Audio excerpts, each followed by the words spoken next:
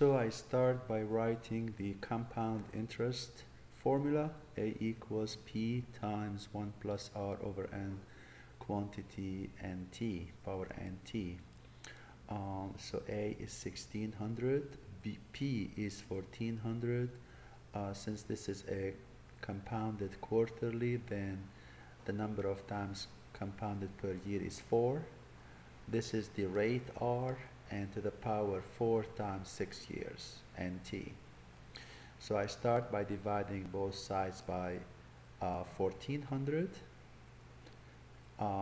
Then I cancel the 1400 and I end up with 16 over 4, which is 8 over 7, equals 1 plus R over 4 to the power 24. Now, in order to cancel this 24, I need to take a radical, nth root or 24th root of 8 over 7 to both sides. So I take 24th root of 8 over 7 and 24th root of this will cancel. So the 24 will go and end up with 1 plus R over 4. Now you need to know that the 24th root of 8 over 7 is nothing but 8 over 7 to the power 1 over 24. And let me talk about this here quick. If you have a square root of x to the power a with a b index, this is equal to x to the power a over b. So you can change a radical notation to a rational exponent notation. That's what I did here. I changed this radical notation because a to the power 7 is a power 1, so 1 over 24. And then I subtract 1 from both sides, then I multiply both sides by 4. I end up with 4, open parentheses, 8 over 7, let's make sure that it covers the top and the bottom, to the power 1 over 24 minus 1. So that would be R. Now I have my electronic graphic Microsoft calculator, so I did it on my Microsoft calculator. And this is what I got. I got 4 times 8 over 7 to the power 124 minus 1.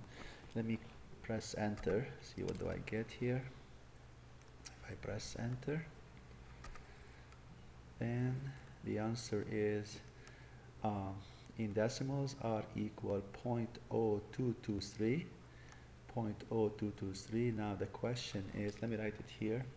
So my rate is in decimal notation 0.0223, and they want me to write this to the nearest tens. So to the nearest tens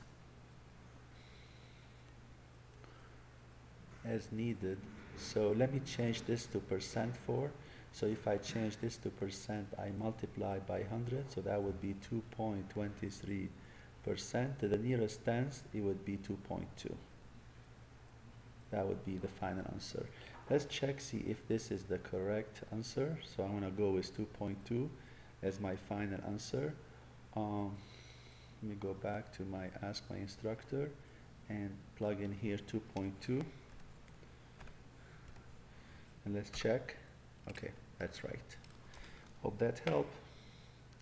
So basically what you need to do in your calculator, I don't know what kind of calculator you have, but you have to make sure that when you write the expression for the calculator, you have to have something like this. If you don't want to change it to a rational exponent, you have to put the 24th root of 8 over 7 and make sure the radical covers the 8 over 7. Okay?